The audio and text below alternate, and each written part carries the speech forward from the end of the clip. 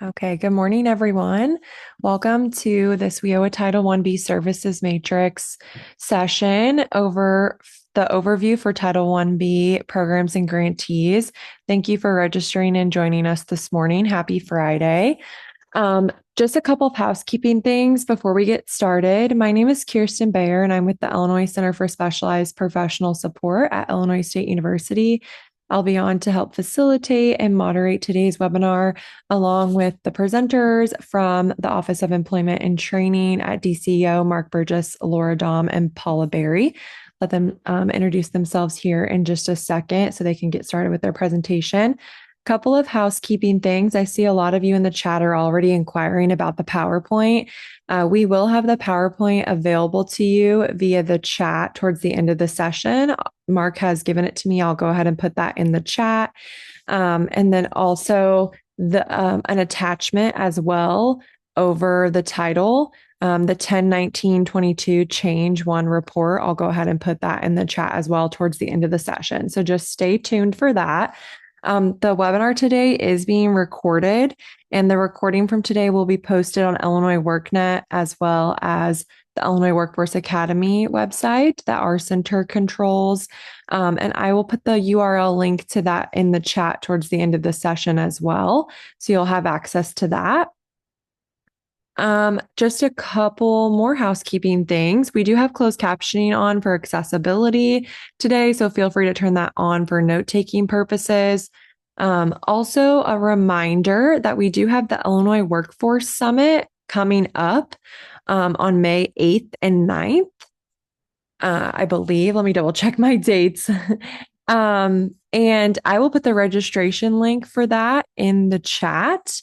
Excuse me. Yes, May 8th and 9th is when the Illinois Workforce Summit is. And that's going to be in East Peoria, Illinois, at the Embassy Suites. And we're excited to house it there in Peoria. If you haven't registered yet, please go ahead and do so. Registration does close on April 30th. And then we have 3 different hotel blocks. We only have a few rooms left at the hotel that the conference is at. But we do have 2 room blocks at other hotels that are very close nearby. So I'll put the website link where all the Illinois Workforce Summit information is in the chat here momentarily when I'm done speaking. And again, we have a lot of people asking for the PowerPoint, and I will put that in the chat here in just a second. And then we wanted to go over just some beginning polls that we do for all of our professional development. So if you want to go to the next slide. The first poll is, where's your local area at? So if you could answer this for us, just so we make sure that we're hitting a good span across the state.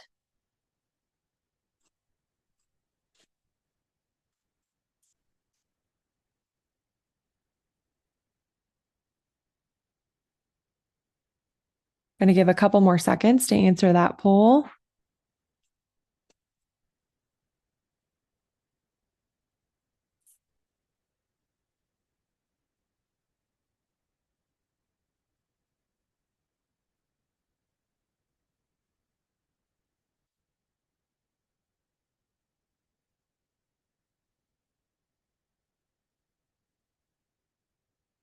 People are still kind of answering that and trickling in. So I'm going to go ahead, and while people are still answering that, I'm going to put the slide deck in the chat for everyone.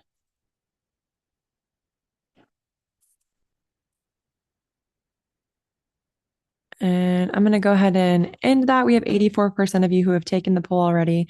Looks like we do have a good span across the state with primarily, excuse me, the audience is Chicago and Northern Illinois. So you can all see that now. And then if you want to go to the next slide, we would like to know, what is your role in the WIOA system? So if you could go ahead and answer that poll.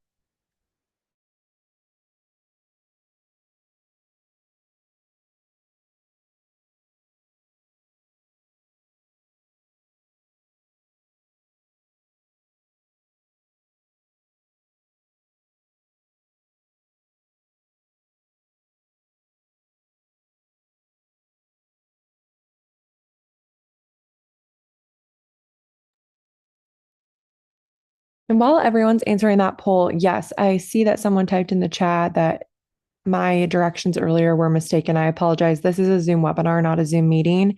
So the way to participate is through the chat or the Q&A for today.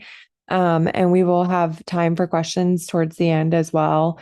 But for the participant list, if you are in this webinar and your name is not accurate, please private message me and I can change it. So you should be able to chat just me, let me know that your name is incorrect, and I will change that for you. Okay, we have about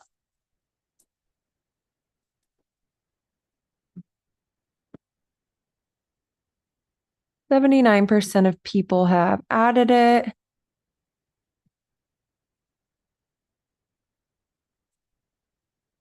Okay.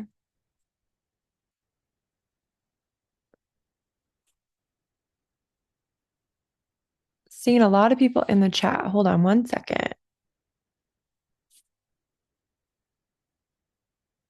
Go to the next slide for me, please. And I believe that's all the housekeeping that I have. I'll go ahead and answer the questions that I'm getting in the chat, and I'll hand it off to Mark to start the presentation. Thanks, Kirsten, and thank you all for joining us today. We've got a nice large group. I know some of you may be from the Chicagoland area, and hopefully you've got the message that today's session is the only one that will be presenting that you need to attend. You'll be getting additional information on the services matrix from the partnership.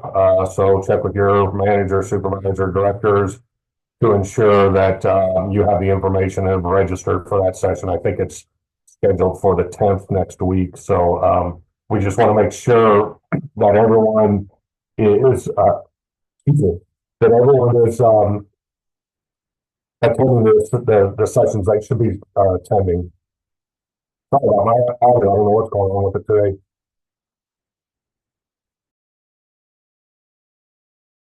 I'm going to clear up a little bit and try to pay more attention to directly talking into the microphone. Um, So again, thanks all of you for joining us. Kirsten will address and will manage the utilization of this platform versus the traditional Zoom platform. So apologize for some of the confusion that some of you are having in getting the participants list or seeing if you've got the proper name in that list. Today we'll have a couple of different presenters. I'll be assisting Paula Berry, who's our performance specialist. All of you know her that have been around for a period of time. She's been doing great work getting all of these PowerPoints together.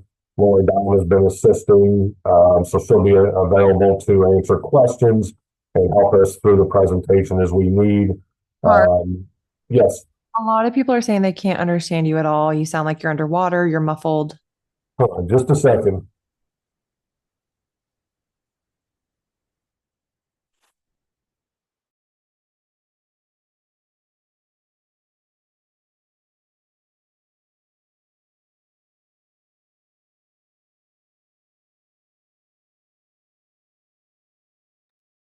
Is this-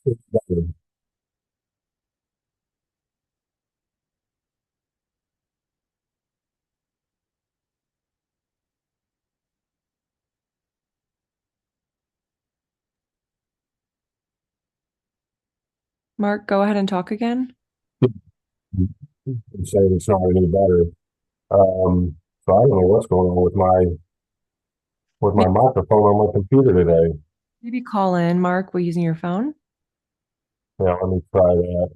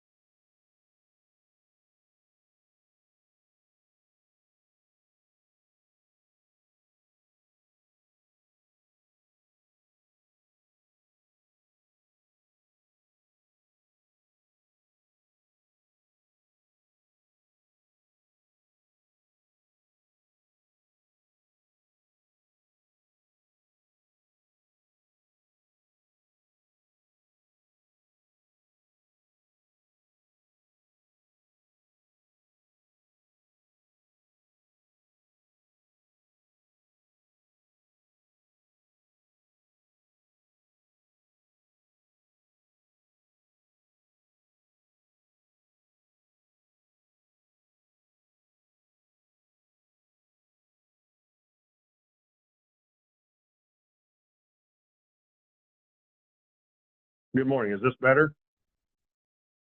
Yes, Mark, that's clear. Great. I wouldn't want to have Paula present the entire session today.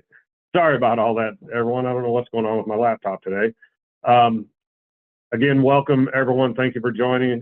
Thank you for your patience and us getting off and going today. As I'd mentioned earlier, Paula Berry will be assisting in presenting the information today. She's our performance specialist here at the Office of Employment and Training. Most all of you have probably communicated with her one time or another. Laura Dom will be available to assist us. She's our policy manager and has been helping us develop the services matrix and all the PowerPoints for all of these upcoming sessions. We've got one additional poll here, or we've got several polls today. I want to keep you engaged and get give us your knowledge and utilization of the current services matrix. So Kirsten, if you can put that first poll up.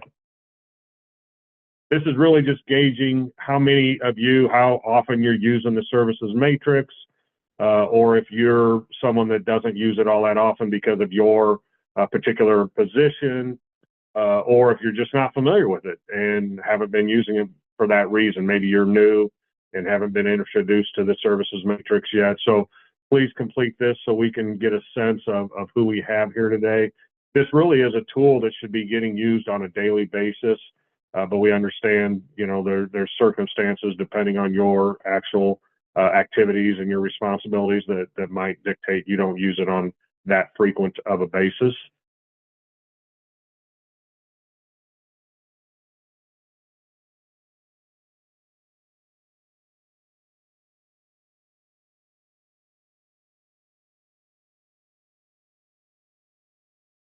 Give you another couple seconds to complete this, and we'll have Kirsten show us the results.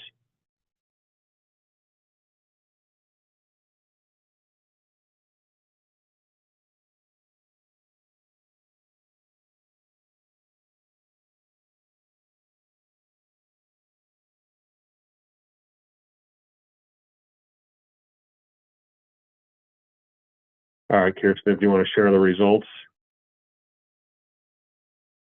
All right, so most of you are using this somewhat frequently on a monthly basis. Like I said, if you're a career planner, you're probably going to be using this a little bit more than some of our other staff in the local area. Some of us at the state level, we've got a lot of state staff on our session today. Appreciate it, everyone joining us there. But we really do want you to understand the importance. When we're done with today's session, you'll really have a sense of what the services matrix is. The next couple sections will be breaking down each of those tabs in the services matrix, and the final one will also give an opportunity for all of you to bring us questions and we can answer them directly, because at that point we hope to have all of the changes in the system updated and live for you to actually go in and try to utilize, and we will then expect that you might have some questions.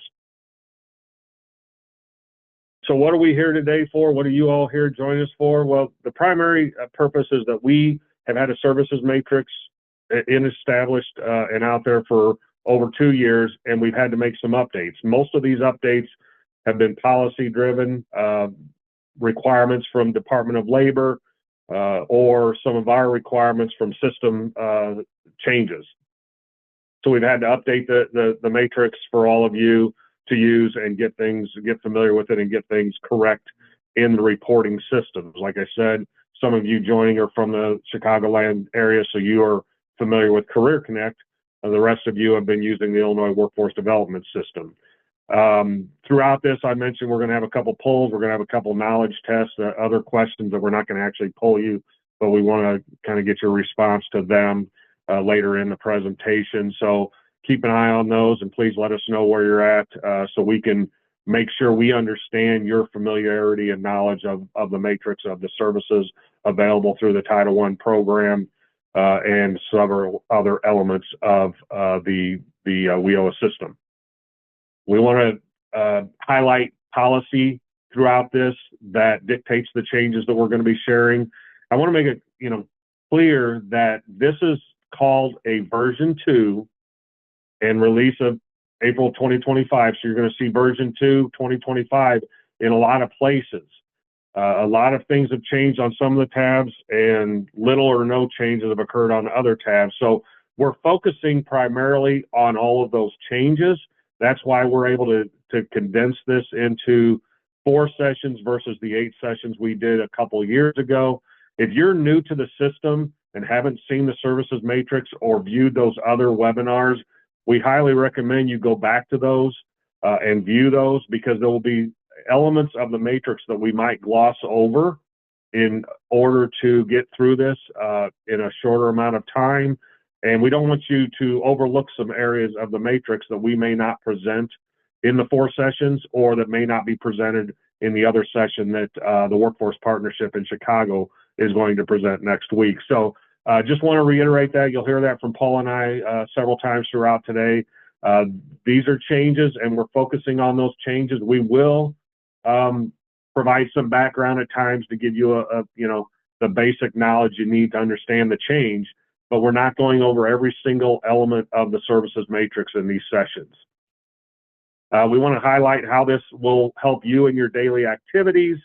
We're focused primarily on the career services because that's where most of the changes occurred. But again, in future sessions, we will be touching on the other services such as training, supportive services, work-based learning opportunities, and follow-up.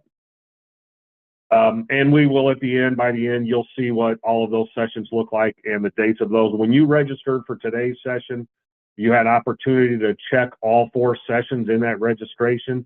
We hope that you checked all 4 of them so that you can attend all of these, because they are different. They aren't the same being presented multiple times to get maximum attendance. They are going to be different. These will all be posted on the Illinois WorkNet resources page, as well as the ICSPS Workforce Webinars page. And we can get you those links. They are actually going to be at one of the last slides today to direct you there. What does the services matrix look like? This is just kind of view of all of the tabs. They're color coded to identify the various service levels and the service programs, meaning we've got adult dislocated worker captured together because the services are identical for those programs, whereas we broke out the program elements for the youth program because they're different. There's 14 required elements, so we want to make sure you identify those and understand they are different from what we might see in the adult and dislocated worker programs. You'll again see tabs on supportive services, on training services, on follow-up services, etc. So get familiar with the color coding of them so that you can, once you get this, it's an Excel document that is uploaded and attached to policy. We want you to be able to go out and get that easily, and then you'll be able to navigate through each of those tabs. It's policy driven, as I mentioned. Some of this we don't have any control over. We've worked with some local staff that are a part of our technical assistance work group that helps us develop these webinars, not just on the services matrix, but on performance in general and some other policy issues. So we hope that we've captured things in a method that all of you can understand by getting their local input. And so we want to recognize that work group in helping us develop all of the information and the changes that were required. I've got one more poll here, or another poll here, Kirsten, just to get a sense of your understanding of the matrix again, not just your utilization as before, but your understanding of the matrix, so that we can tailor these sessions to whether you're new, need a lot of information, or extremely familiar with it and really are here for a refresher and to understand all of those new requirements.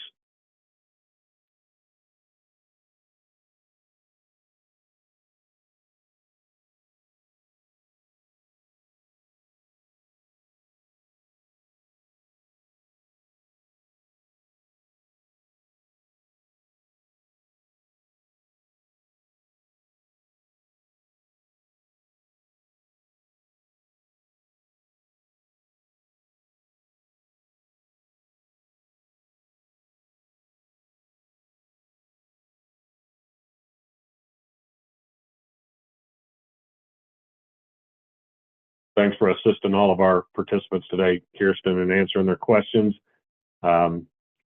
Surprised but not surprised, even since COVID, we've gone to so much more webinar-based meetings that we still find the technology has its flaws or its quirks sometimes. So appreciate you helping everyone get familiar with it and utilize it to maximize their ability to get the information shared. All right, I think we're ready to see what some results are here. Let's see how most of you are, your familiarity with that's great. So the majority of you have been around for a while, it sounds like, probably, or at least have been using the services matrix regularly enough to understand it. That helps us realize that when we put this together and have that local input, that we are addressing it in an appropriate manner, not going back and redoing all of the elements that we touched on in those 8 sessions previously a couple of years ago. So thank you for sharing your opinion there. All right, so what will you find in each of those tabs? And this is really the important part of it. You're going to see a lot of different columns and rows.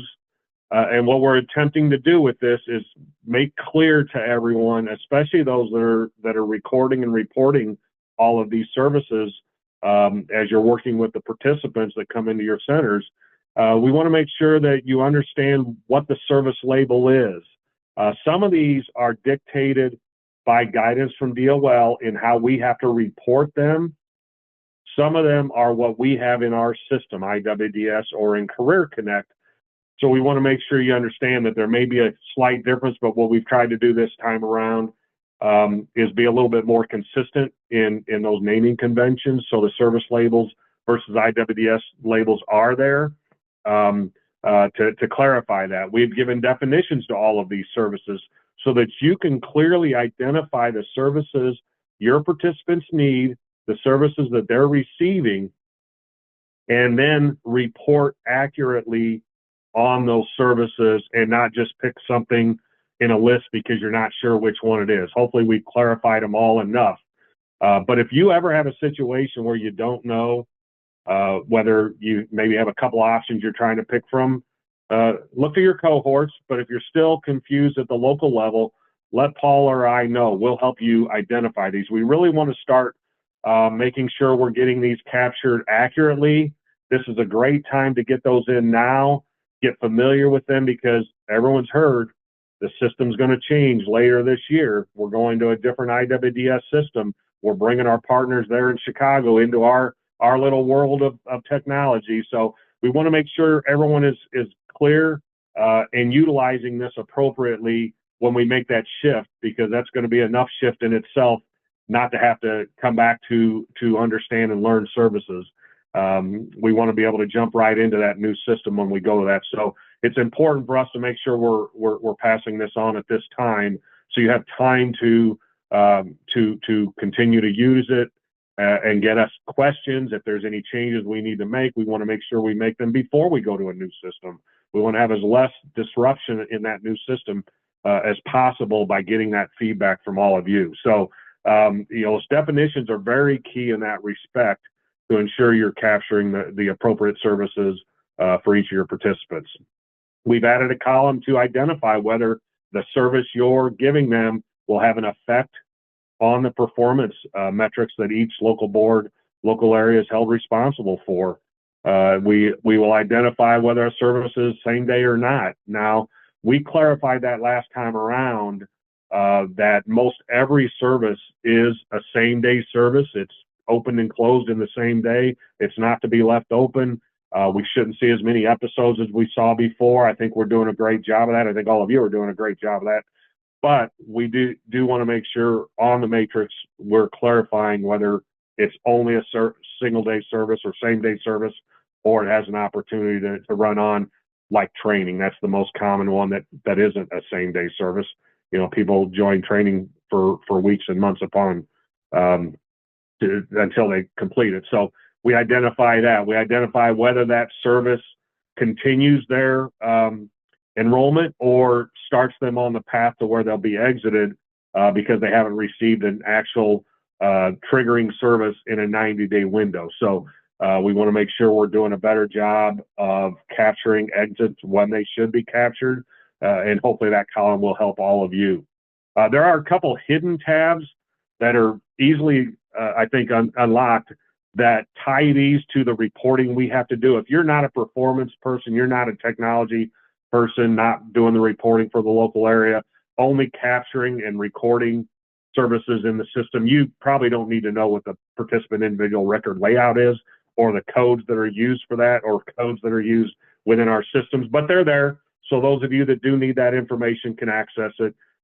You'll be able to see hidden tabs or columns, I'm sorry, and you'll be able to unhide those if you really need to see that information. If you have trouble with that, those are the few of you that will need that information. Let Paula and I know, and we can help work you through that on an individual basis.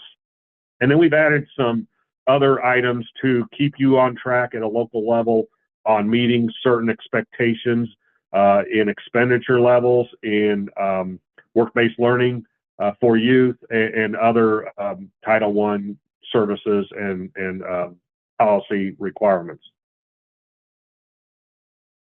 So why, again, we've kind of touched on this, so I'll be brief in this. We're just trying to align all of our reporting, get consistent, get clear, and become more accurate in reporting so that when we submit those at the state level on a quarterly and an annual basis to Department of Labor, we feel comfortable that we're reporting these appropriately. One of the things we can be held accountable to is lack of reporting, lack of timely reporting, or inaccurate reporting. So we need all of you helping us get to that point, since you're the ones on a day-to-day basis capturing all the services. We want to make sure everyone is doing this consistently, so that's what the services matrix can do. You're all seeing and playing from the same playbook, and so we'll feel confident that anyone selecting services, doesn't matter if you're in LWIA 1 or 2021, you're going to be capturing these in the same manner. And again, I mentioned before, this is all mapped to the reporting and the PIRL convention that we have to comply with. Many of you are here from different roles. We saw that in the one of the first polls today. Most of you are from a career planning perspective, so you'll see, and understand why this is important to you. But those of you that are in other roles, such as the director or administrator role, you've got expectations. You're watching over all of your supervisors, all of your staff, so you need to have a sense of what the services matrix is in case there are questions that get brought to your attention. You are at least able to gather the information from the matrix and help clarify at your local level what the expectations are.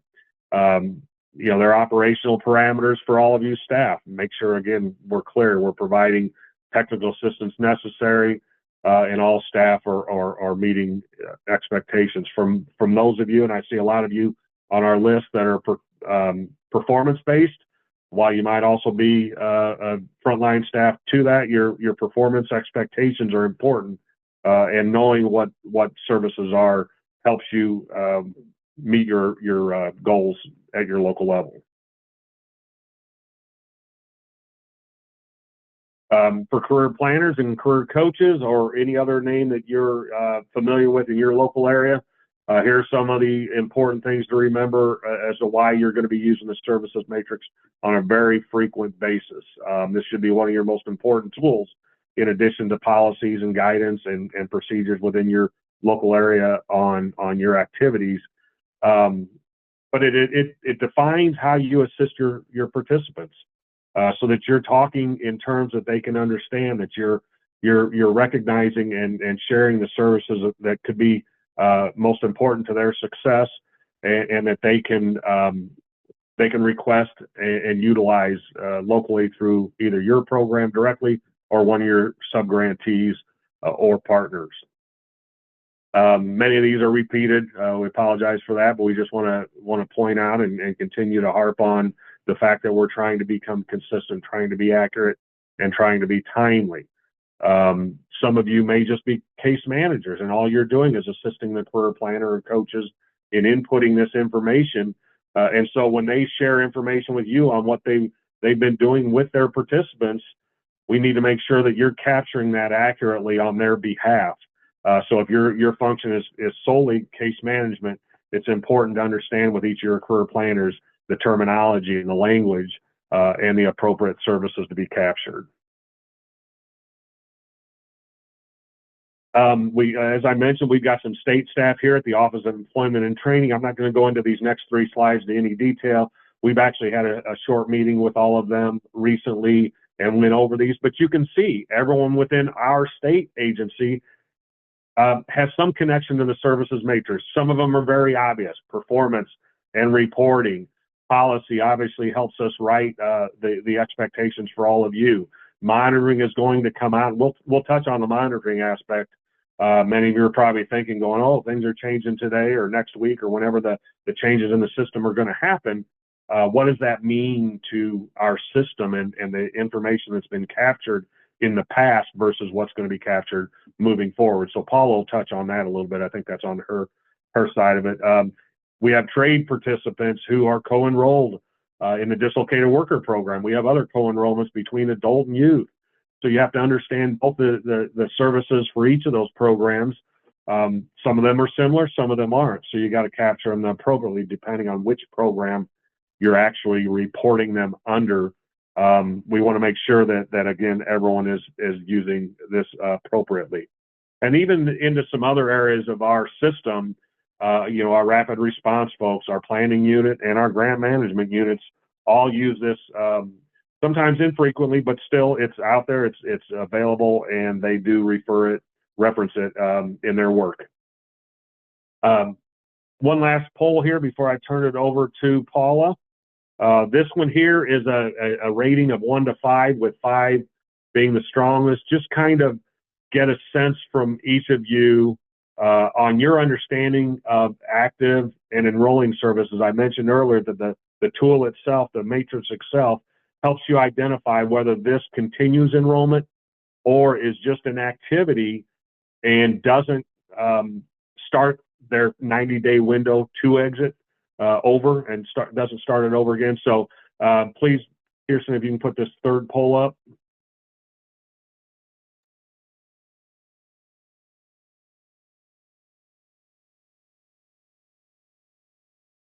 And again, if you feel like you've got a strong understanding of that and you think you're doing well in capturing when program exits need to occur, because you know when the last actual active enrolling service occurred, even though maybe you've still had some phone calls or provided some activity such as case management on behalf of a participant, but that doesn't extend their participation, rate that at the higher level. If you're always still confused about when that occurs, let us know with a 1 or 2 or even 3 on your rating, so that we can again provide you the clarity that you need to ensure that the recording and reporting of all this is accurate and timely.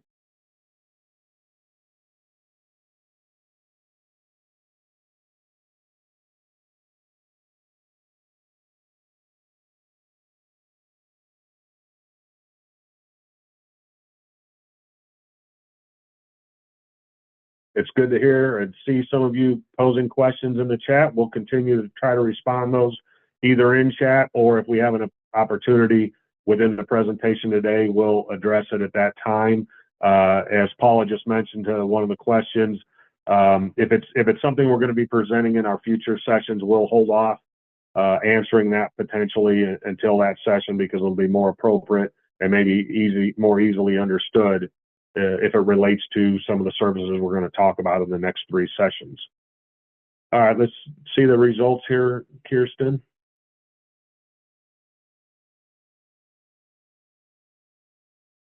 All right, that's great. A lot of strong understanding or middle of the road. So we've got a little bit of work to do with some of you, but please, if you have questions on this, whether it's enrolling or not, reference the matrix.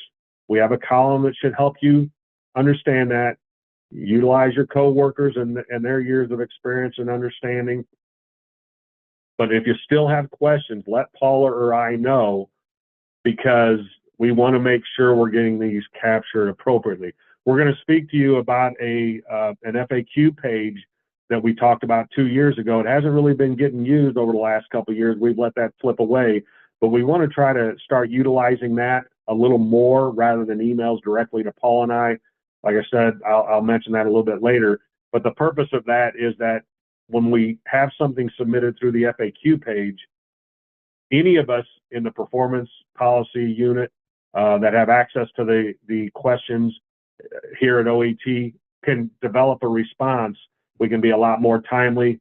We can all see it rather than one person or two people seeing it and maybe be delayed because one of us is on vacation or other instances where we're not able to respond promptly. So we'll talk about that later.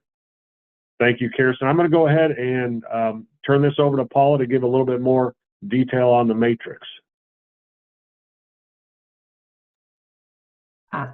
Good morning. I am going to share my PowerPoint.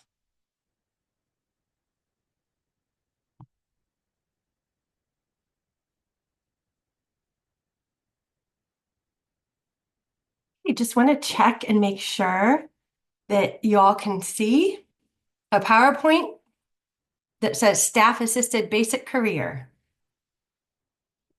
I'll assume you can. Okay, so as Mark explained, all the whys, like why we need this document called the service matrix. Today, we're going to go over a high level share of the content, like what is it, what is in it, what you're going to find, what you should expect to find, and how you're going to use it. So as we all know, for WIOA customers, we have our services and they're in categories. This slide is going to give you a listing of all the basic career services and individualized career services. So right now, this tab that you'll find is focused on adult and dislocated worker. So we won't get into the weeds today, but we have the basic career on this tab. There's 6 of them. And these are when you think about prompting enrollment, there's significant staff assistance with these. It's beyond information only, but they're like the initial phase of participation. And yes, they do prompt enrollment. There are those nice columns to the right that have a clear indicator. Yes, when you provide this, they're enrolled. They're considered a participant. They're in performance. So then we have the individual career services. You will find below the basic, they're listed with definitions to the right. The work-based learning are all defined right in this tab. And these are individualized for your customer. They're used in the IEP. They're listed in the IEP. They're staff assisted, and they need to always be available. And customers need to know these are available for them. So this is your tool for finding those. This tab is searchable. If you do an activity, you can literally go into this matrix and do a search and find, and it will point you to the labels that likely you have just provided someone, and you document them. We're looking for full reporting here and everyone getting credit for all the things you do. So that is how we're presenting this as your tool. Now I can change my own slide here. Okay, so then the second tab you'll find, this is specific to adult and dislocated worker training services. So that's a separate category. Basic definition, these are the programs that are developing skills and qualifications to attain the employment. Each separate training service has an elaborate specific definition with examples, when to use it, when maybe not to use it. Then again, that performance column to the right will tell you which different training services trigger your credential measure, maybe not the credential, maybe MSG. It tells you if that training service is going to count for your minimum training expenditure. For those of you who are tracking that, it also indicates, which is pretty straightforward, but which ones that are considered training are required for you to pick a provider on the ETPL. And then all of these, it's just an easy way to identify in the IEP. Everyone's going to have the exact same service label to choose and include there. It will hopefully leave little question with a lot of consistency and support all of the things you're doing. Notes carried through, like the theme of the service matrix is to have technical assistance built in. So the columns will help. There's little notes in the definition that Laura has designed that way. Same services obviously don't apply to training services. They're not done in one day. And then back to that policy reference slide that Mark covered, 10, 19, 20, 22. It's not a TEAGL, it's a training and employment notice. Change 1 is all about reporting and training. So that, in addition to all the other TEAGLs we talk about, is important to go hand in hand when we're rolling out this version 2 in 2025.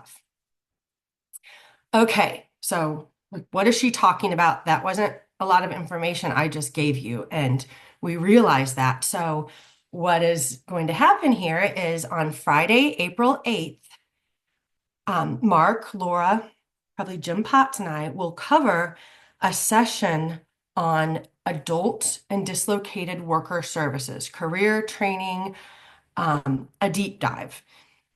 The main focus here for this version 2 in April of 2025 is that some things are getting updated, things that I saw the polls, and I kind of made some notes. About 70 rarely or never use it. So this will be great. This will be fresh for you, new understanding.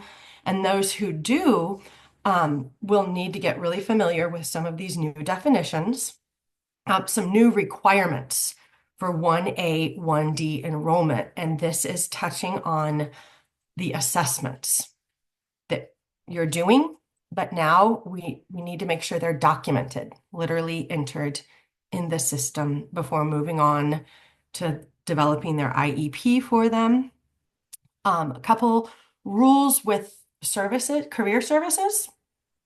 Those that appear to be an active enrolling service, when they're done in a group setting, we can't count them like that anymore. So we're going to explain that a lot in these upcoming sessions. So it's really important to try to attend those. Prerequisite training. So we're moving to the training tab. Couple changes there. We have a new definition for 1A, 1D prerequisites. We're going to clarify a lot of questions in this session. And then we will probably touch on these future scheduled services. They're not services. Some things we have available for you to help track what you're doing, but not so much for reporting. We want everything to be extremely understandable. And in these sessions, we hope to eliminate any confusion. I did see some confusion about these, and I get it. It's technical. So please put that in the FAQ Mark's referring to. So touching on the youth program tab. So there's a specific tab all about your youth program elements. They're outlined, all 14 of them. The work experience for youth are included here.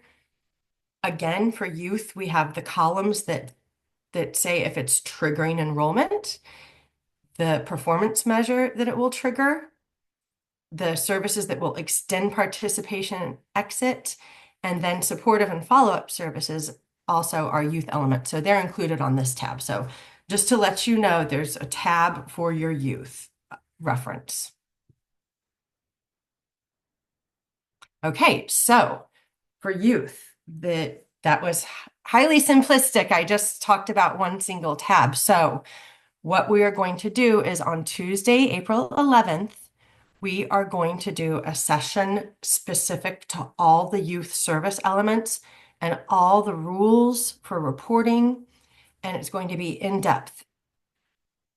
One area of focus and why this is version 2 is because there is a change going in place for those 3 youth non-enrolling. What is she talking about? People who are very familiar, staff who has been around, know about those 3 youth non-enrolling. You have to do this with your youth before you can give them their first element, right? Youth career planning. Is that a non-enrolling? Right now, it is. DOL provided some additional clearer guidance. So there's going to be a change to our youth career planning element. It is going to be an active service. So this is going to be explained, questions answered. We're going to make this really clear examples, real life examples side by side. So this session, you will get this. Same thing for the group workforce research job clubs. Moving forward in April, this isn't an active service triggering enrollment. It's not one-on-one when you're doing it in a huge group setting. And then the youth prerequisite training service is not allowed. It's not allowed for youth. It's defined differently, so that we'll make that really clear to everyone. I know there's been questions about that.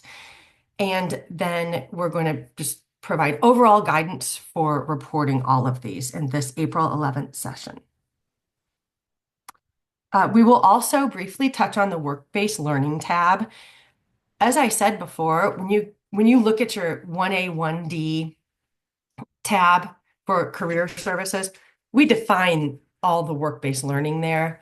They're defined on the youth tab. We have an extra tab that simply lists them for reference, so people aren't confused. It's not a separate work-based learning. They're included here. This is a listing.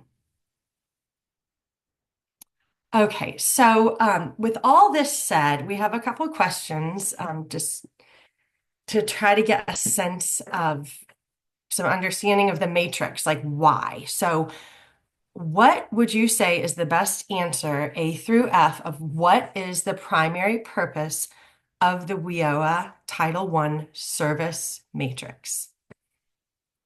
And actually, you can just put this answer in the chat. It isn't a poll.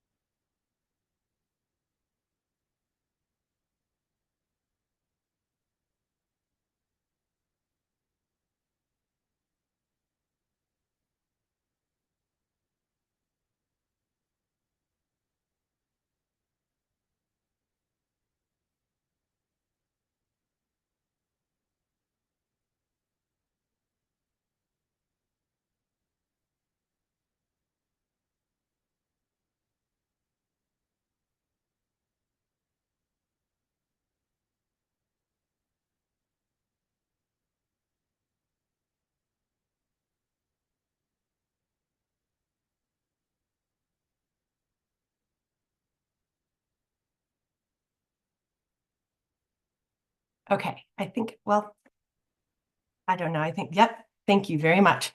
Okay, so I did not mean to make this a trick question, but I see your answers coming in, and here, I'll share. The best answer is B.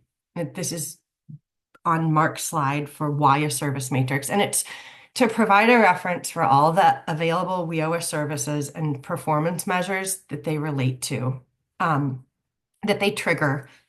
And this is where we get into the tool. It's like an encyclopedia.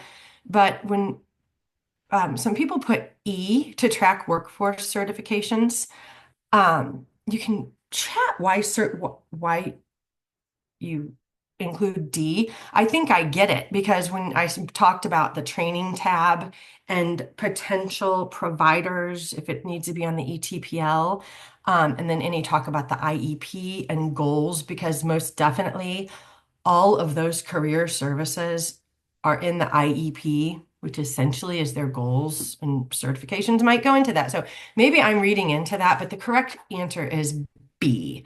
And I saw a lot of B and D answers, so maybe that is why. Okay, so housekeeping. notice here for LWIA 7 agencies. Christy Chevali actually provided us this slide to share here today. So after today, just know that the partnership is making equivalent changes in your version of the services matrix. Same timeline as IWDS, and that's Friday, April 11th, 2025. And you will have your own webinar to go over all of these changes. So same changes, but there's some different terminology used because of the Career Connect system. And there's the link. And so this is only applying to LWIA 7. Everyone else should attend the remaining DCEO webinars. And those also are optional for LWIA 7, but just so you know. So save these notes and dates, please. Okay, so in the slides before, I know I told you we were going to do in-depth sessions, and we will, but you're thinking, Paula just named some changes to business rules and rules on services and reporting. So how am I going to handle these? So we will provide in those in-depth webinars details, exactly what to do, and good practice for review and compliance with these updates, examples of proper data entry, specifically like IEP, the new definitions.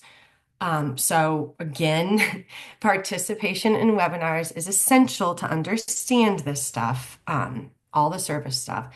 Any services or activities not yet documented will be in accordance with this new services matrix version 2, 2025. Moving forward, it'll all be fresh for new participants. And then all discussions with participants moving forward need to be based on this new service matrix being released. Okay, here are the main dates. So when are the service matrix changes expected to be utilized? Immediately upon deployment of changes. So we have the matrix, the document with all the tabs, and then we have the system that's going to match the matrix. So that go live in the system will be April 11th, 2025. Overnight, that's a Friday. That also aligns with our last in-depth session, which is on the youth. So there will be 2 happening next week, and then you'll see them in the system. What happens when these changes are made? So again, sorry to be so duplicative, the programs need to operate updating the new matrix. And then again, we're going to touch on these in our in-depth. Just be very aware and conscious of the rules. Certain end dates are going to trigger enrollment now. There's one that will no longer be enrolling, and then a lot of service label name changes, which I don't think will be difficult at all because they just make sense. Laura has updated them so they align with the policy that you're reading, right? For youth, and those are just the labels. Okay, so this, Tamika Chisholm actually provided me this. So how will OET monitoring handle the implementation of a new service matrix? It'll be phased in. It'll be recommendations and technical assistance through June 2025, so this summer. Then after that, so the learning curve, repeated observations of when participants' records aren't in compliance with the new service definitions or rules for reporting will result in corrective actions or guidance noted. There'll be a monitoring kickoff in the fall, and it will highlight the services matrix. And then the monitoring instrument will be reviewed for any updates. So it will contain the updates to version 2 2025 service matrix, and monitoring reviews will be reflective of the new services matrix in that time frame. Okay, one more little quiz for the day. How does the WIOA services matrix ensure consistency in services? A, by conducting monthly audits of service providers. B, aligning services with federal guidelines. C, requiring client surveys after each service. D, by outsourcing service evaluations. Or is it A and B?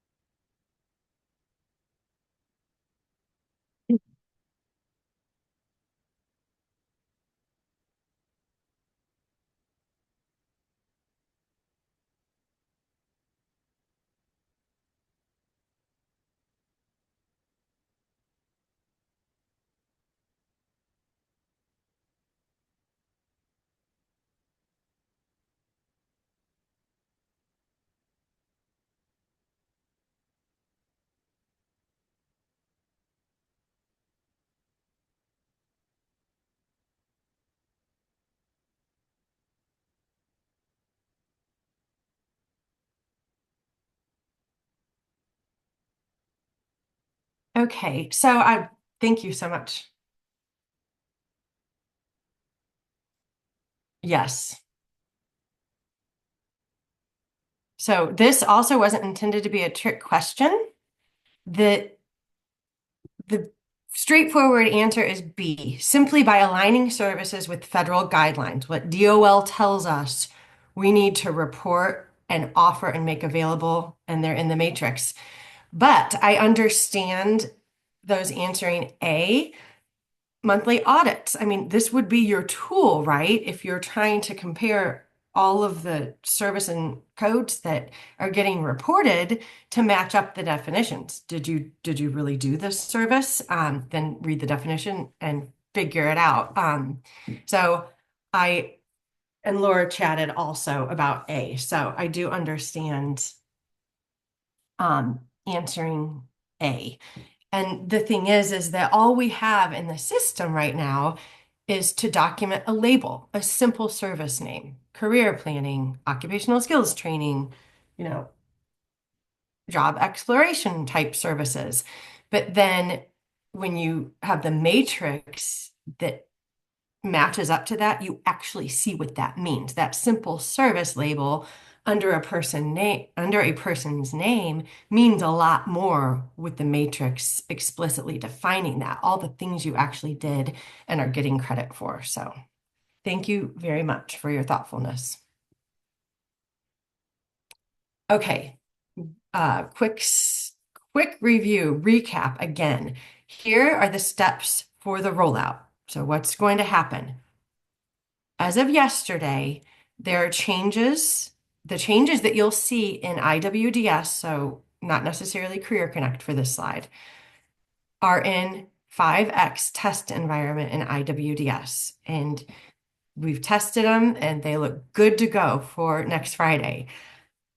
We've done the overview, so that's today. Next week, we're going to have the 1A, 1D services webinar, the youth services webinar, the rollout, the IWDS, we call it go live, but that's when the changes are like deployed by our programmers. The following week, we'll have a question and answer webinar. For those of you who were around in 2023, when we rolled out this services matrix for the first time, we had a series of PowerPoint webinars where we took your questions and we provided the question and the answer for everyone on these webinars. So it's very, very helpful when you provide your questions in the FAQ Mark referenced.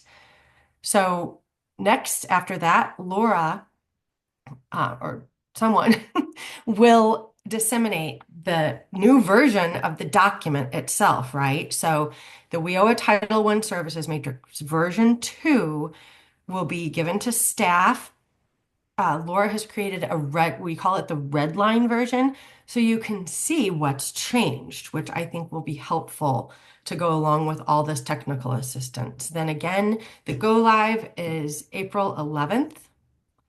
Once you see those in the system, you'll be able also to ask questions in that Q&A webinar.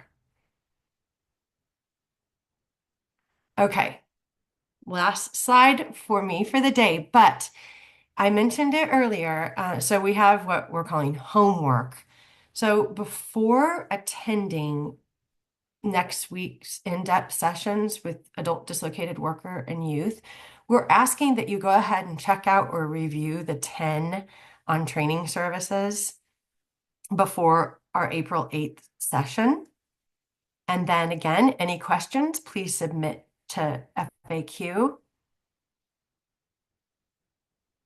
And we'd like those the sooner the better, because what we do with your questions, we get together, Mark, Laura, sometimes Jim and I, and we come together for the answer with researching policy, federal guidance, any system implications, reference the old FAQ so we have a consistent, agreed upon answer to give you all. So the more questions, the better, and the sooner the better. And that wraps up for my presentation on version 2 today. Thank you. I'll hand it back over to Mark. And I'll stop sharing.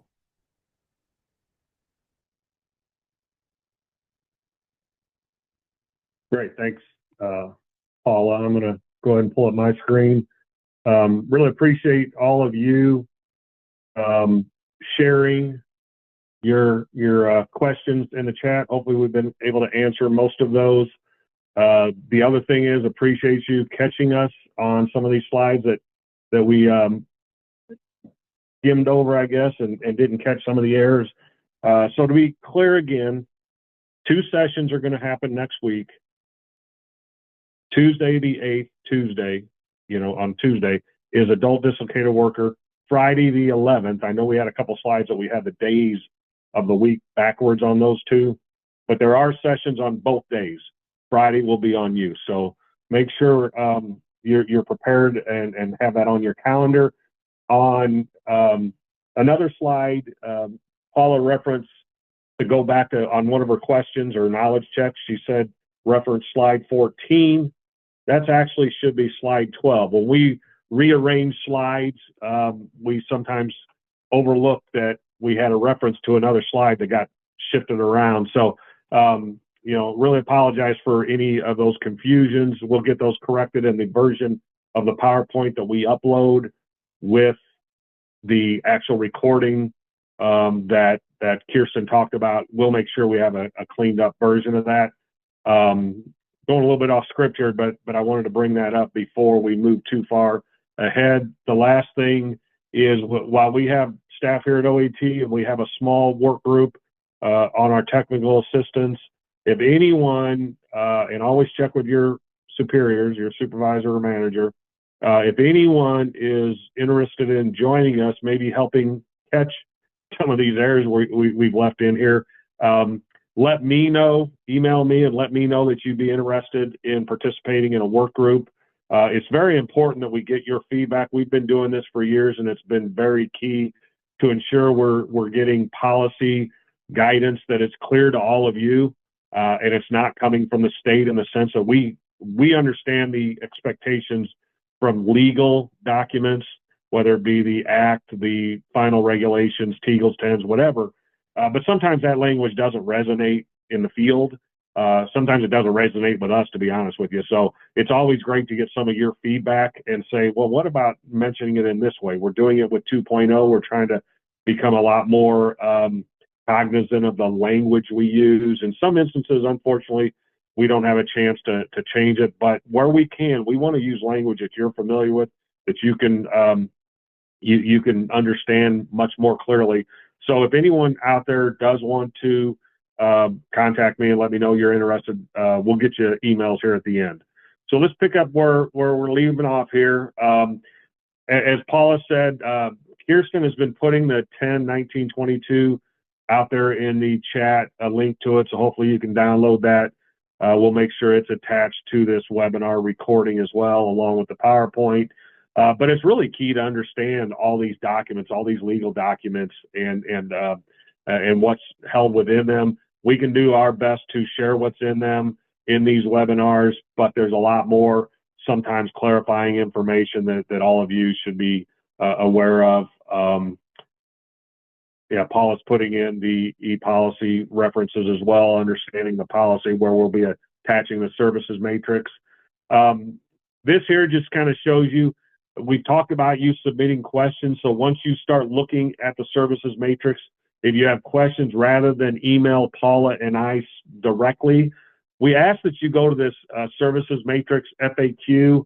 When we did these webinars 2 years ago, we created this page and asked that you submit questions, and we use those to develop the session on just open Q&A. We're going to do that in the 4th session part of that day. In addition to finalizing the services matrix specifically, we're going to have an opportunity to answer questions that are submitted in the next week and a half. Always also open up phone lines or your computer lines, microphones, so that you can ask directly, and we'll try to respond as best we can. When we created, I'm going to bring it over here so you can see what it looks like.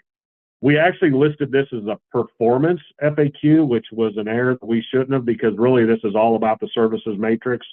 In the future iterations of this, we will make a performance FAQ page that will have breakdowns of performance specifically, services matrix, maybe policy. Each of those will have the ability to break down. So when you go to submit this, and I'm going to put the oh, okay. Laura's already put the link in there. Great. Thanks, Laura. Go to that page. You're going to come to the right-hand side here where it says click here and submit your question. You notice it opens up, enter your email. So if we need to directly respond to you, if we think this is something that relates directly to you, and in most instances we want to respond directly to you, we need your email address, and then we will upload it and add it to this page. Right now, again, we're still updating this, and we're going to expand it. There are no other options under category. What you can do is submit under subcategory. If you know for certain that your topic of the question is, let's say, specific to youth, then go ahead and select that. That'll help us get it in the right area of this page. As you see, you can break this down. Once we submit or upload questions and answers, they do fall into those subject areas or subcategory areas. And so then I can say, well, I just really want to see what's on the youth program. I can select that, and I can scroll down. Now all I see is the youth. So it's going to be very easily navigated to the area you want. Ignore this audience here. We have FAQs all over Illinois WorkNet related to policies, or not policies, but local, regional plans, state plans. I think the Incumbent Worker program had a FAQ. So we had to have an audience listed here. But for your purposes, under performance or even under the services matrix, ignore that. Don't worry about selecting anything, because it won't get you any different. And in fact, if you select one, it'll reduce you to almost nothing, if nothing, because it's not going to recognize that we've identified an audience for any of these questions. So leave that alone, but you can select the subject and minimize it to that level. But you'll see a lot of questions in here from the last session. I'll apologize on OAT's behalf that we have not updated this in quite some time. You'll see a date up here. This corresponds with our sessions back then. And so we are working on updating this page. So when you come here, at this time, only come here to submit a question, because if you go through all the questions and answers that are already uploaded, you might find some that are incorrect until we upload that. We'll let everyone know when we upload that, or if you come here in the future, you'll at least notice it, because we'll have a last updated date that is more current. But expect some changes in this in the next few weeks. We want to make sure that we replace answers that have changed because of the services matrix changes. And if we get some new questions that we want to share with the field, we're going to add those to these and drop them into the right subject subcategory level. So hopefully no more questions on that. You'll note that that last session again on April 15th is going to be an opportunity for you to come and listen to some of the questions we've already received. We'll address them or present your new question. And so someone is posting, youth session is on the 11th. That's correct. Go live is going to be the evening of the 11th. Hopefully, we will let you know for certain if that doesn't hold true. That's our plan, that we think the programmers are prepared to flip the switch on that day. But if for some reason something changes that date, we will make sure everyone out in the field and within OET gets an email on that, on the 11th or earlier if we know it's going to happen earlier, or it's going to change our date. The reason we're having a fourth session after that date is then we hope you can go in there on Monday, even Tuesday, take a look at it, and come on the 15th with any new questions. Say, hey, I got in there on Monday and I'm confused about something, or I got a question about something. So that's why we're giving a couple days for you to actually look at it and then be prepared if you are joining us on the 15th to ask questions. All right. One thing also to note, in the version you got uploaded, this open Q&A, that actually is a link to your registration for all these sessions. So I'm going to take that out as a link because it doesn't send you to anything that is relevant in the future. So we'll change that as we make final updates. But you'll notice in your version today that this looked like a link, and it's only going to take you to a registration page for these sessions. So again, we'll remove that. Here are those dates again. One last page. People have been asking, where's the recording going to be? That's this Illinois WorkNet videos and training materials page.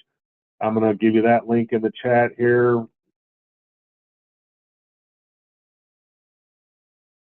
ICSPS, I don't know, Kirsten, if you want to share yours. We upload anything that Kirsten and the team there at Illinois State University assist us with. We also upload all these to their website. Yeah, there's no, Diana, there's no fee for any of this. The summit does have a fee, but all of our technical assistance that we present from OET, or if we have someone else present on our behalf, WIOA Wednesday webinar, or other dates chosen like this session and Friday sessions, other Friday and Tuesday sessions. There's no charge for any of these, no charge for going and getting the recorded session. So we're trying to make it as easy as possible for everyone to access the information they need to operate on a daily basis. If you did not receive the information about these sessions until maybe your management sent it to you, you can be getting that on a more timely basis by going to this registration link. It's where you can register for routine. Generally, these come out Monday mornings, but sometimes they're a little bit later in the week. But there are all of our technical assistance webinars are always uploaded there. Registration link, I should say, with information on each of the sessions, and there are also webinar opportunities that you might be interested in. Our system has a lot going on, not just what we here at OET or in the performance and policy units might be sharing. So there might be something on particular grants that they're going to do a webinar that somebody might be interested in. So we want to make sure you're registered, you're getting all that information. Scroll through all of it. Sometimes there's 5, 6, 7 different webinars listed there, or maybe it's an issuance of policy that Laura Dom puts out, and we make sure we put it there so everyone can see it, in addition to those that are on her emailing list. So please register to receive, sign up to receive routine notifications so that you can get registered immediately and get these on your calendar.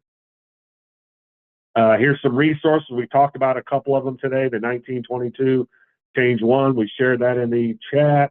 We will upload that because we think it's really important to the services matrix. But all of these are really important. I highly recommend all of you being familiar with the Act with the final rules. What's nice, especially all of those that are in supervisor management level, the final rules have what's called a preamble, which outlines some of the reasoning why departments of labor or education came up with the final regulations as they did. A lot of those decisions are made because people have submitted questions during the proposed policy page or proposed regulations period, and they respond to those, and sometimes they result in changes, sometimes they don't. So it's very important that you're following those final regulations, so that link is there. If you just want general information about performance, that section is 116C in the Act itself. And then all of these other guiding documents are some of the more frequently used. Paula, Laura, Jim, Ray, Ryan, all of us in the performance reporting policy units. We have these at our fingertips because we know that they're important and we're using them on a daily basis. So we ask that all of you become more familiar with them. I think we've done a great job answering everyone's questions in the chat. I'm not sure if we have anything outstanding, but if anyone's got a question, I don't know if you can open up the phone lines now. Kirsten, anyone, or the microphones? You can go ahead. If you have a question you'd like to ask verbally, you can raise your Zoom hand on your Zoom toolbar and I can unmute you. So okay, and I saw a question by Joel. I don't know if someone answered this about sorting the FAQ by most recent. Right now, I don't think that's a capability. We will ask our WorkNet partners if that's something that they can look into. Maybe our work group can think of alternatives and how we lay these FAQs out, because again, we're going to start expanding the FAQ and using that as a tool for you submitting questions to us. So again, the reason for that is Paul and I like to take vacation every once in a while, and we may not be available one week. We don't want to wait till we're back from a vacation to respond. So we want to make sure everyone in our unit is available to see the questions that are submitted, and if possible, go ahead and respond to them and get that information out to the submitter as well as everybody else by uploading to the FAQ. We're willing to listen about how to make it more efficient. We're going to have more drop-down menus, like I said, on the topics, more drop-down menus on the subtopics. Maybe we'll change some of those labels too, because I think they're confusing in that it seems like the submission is the same thing, drop-down menu is the actual posting of the questions, yet they're listed differently. So we'll keep working on that. But we should, we certainly want to respect your thoughts on how we can make it better. If we need to organize them by date because we don't have an ability through that system to identify dates, maybe, if there's other options, let me know what you think. Submit that in the FAQ. Also, if you had any questions in the chat here that we didn't answer, maybe you responded to one or two on that question about understanding of enrolling in active services. If so, maybe you can submit your real concern in the FAQ, and we'll respond to it in that way, and we can share it with others in case there's someone else that has the same question in the future, or maybe today but just didn't submit it in the chat. Go ahead and submit that in the FAQ, and we'll address it. Mark, all right. So if you have a 2.0, Veronica's raising her hand for a question. Yeah, go ahead, Veronica. Thank you. Veronica Carey, I'm not sure if you meant to raise your hand or not.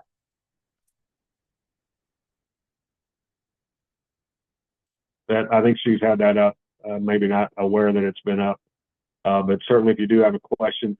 I think we got some questions on IWDS 2.0, just a brief update.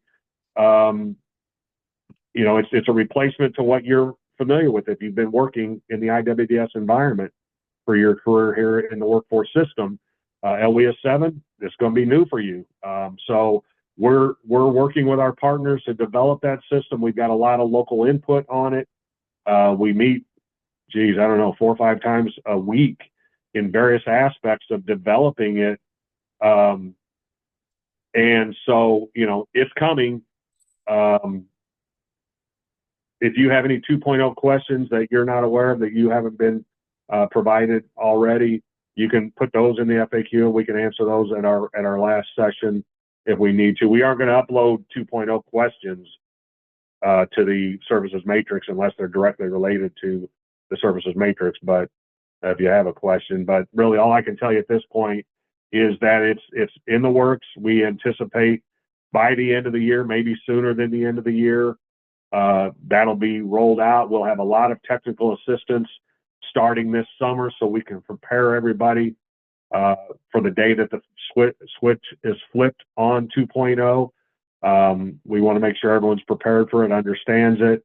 We'll be able to do technical assistance that shows you what hasn't changed as far as the information, but also what information has changed. The entire look of it's going to be different, so everyone's going to need to be familiar with the layout of 2.0. But we hope the way we're looking at this, it's going to be more user-friendly.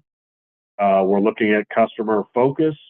So some things are changing because we want to respect the customer's needs more so than our system needs, not to belittle our needs in conducting our business.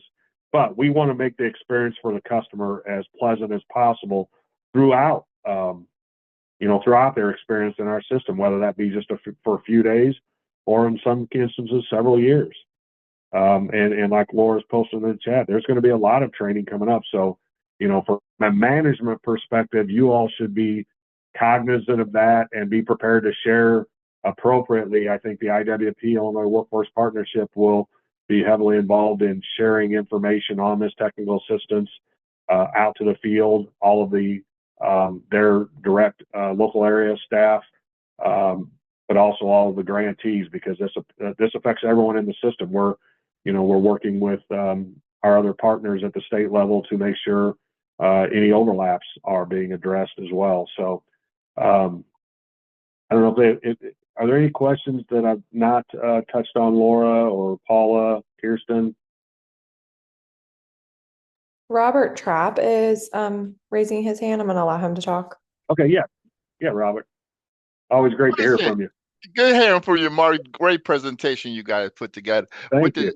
With the IWDS 2.0, is there going to be a statewide training to train our career advisors and everybody on the new system? And if so, how y'all going to do it? It's going to be like northern, southern, certain time aspect that the training would go in for everybody, or would the local area be responsible? Good questions, Robert. We can answer some of those, but we can't answer them all at this time. But certainly everyone is going to get technical assistance throughout the state. And I think it's going to be a combination of things. I don't know really, I don't know that I can say whether it's going to be in person, whether it's going to be regionally, whether it's going to be online. It could be a combination of all types of sessions. That's still being developed as we are developing the system. Our partners at WorkNet, I'm sure also at ISU, in ability to facilitate and get these set up will be part of that development. They're working on that. I don't think we're at a point where we can share anything. Not that I'm trying to withhold information. I just don't think we have it yet. But certainly, it's important to everyone, and the entire system will need to go through this, especially if you use the system for reporting. You're going to need to understand that new system and understand all of its new nuances compared to current IWDS or current Career Connect. If again you're in the Chicagoland area and that's the system you're using, we were able to work with them to put the timing together on all of this. So it's going to be a flip of the switch for everybody all at once, not just IWDS users. It's going to affect Career Connect users at the same time.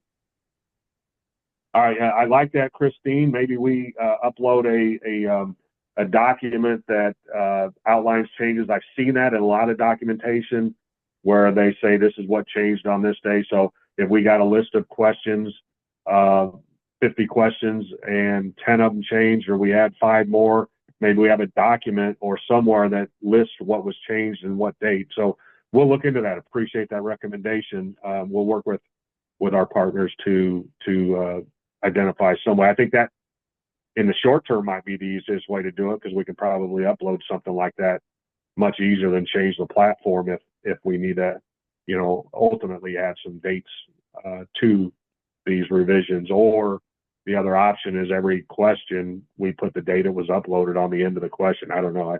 That sounds like a lot of work initially, but maybe that's another opportunity. Good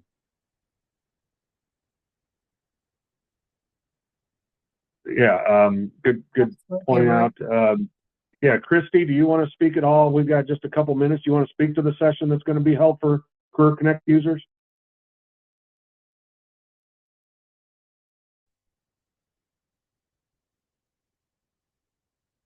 Is Christy still on here? Yeah, she's Christy. You want to open up your microphone and share any additional information we haven't already shared? Christy, hold on one second. I'm sorry.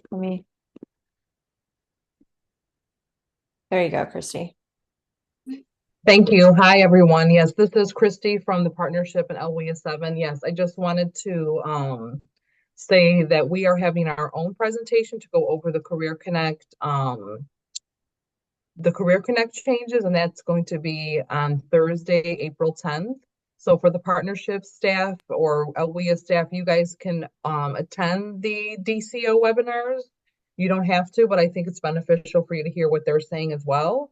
But we will definitely have a webinar just for Career Connect next week on Thursday. I think it's at 1:30. If you have not received a link, it's also posted in the chat and it's on our help desk. And yes, we will be changing over to the new iWoods 2.0, and that will be more information forthcoming. Yes, Career Connect will be sunsetting, and we will give you some more information as we get that available. Thank you. Yeah, thanks, Christy. I think you answered the couple questions I saw in the Q&A that's available here, in addition to the chat questions. But we're all coming together. Integration, that's what we're all here trying to do day to day, is figure out ways to integrate and be have more coordination amongst all the partners, all the local areas, all the boards. So we look forward to that opportunity and working more closely with all of you that work in the Chicagoland area that sometimes we don't work as closely with because you do have your own system and things. So look forward to appreciate you joining us, appreciate everyone else joining us. I think that concludes today. You've got all of our emails on this last page. It'll take 3-4 days, maybe a week, to get this recording finalized and uploaded to the websites we mentioned before. And then we'll upload the documents as well. And then I'll let Kirsten close us out. She's got a final comment. So thanks everyone for joining us. Look forward to seeing those of you that are going to be on next Tuesday. We'll see you then. Yeah, I just wanted to say a couple things.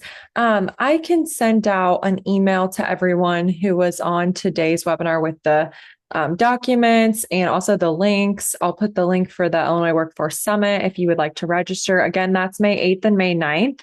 And the registration does close on April 30th for that. So just make sure you register before then. And then also we had quite a few people who entered as duplicate names today. Please make sure that you're entering these sessions through the link that Zoom sends you specifically after you register, and not forwarding the emails to your colleagues or entering through their calendar invites. Just because there's a huge audience of people that we have to go through and change all the names. So just be mindful of that moving forward. I'd really appreciate it. And then that's it. I'll go ahead and close this out. Thank you so much, everyone.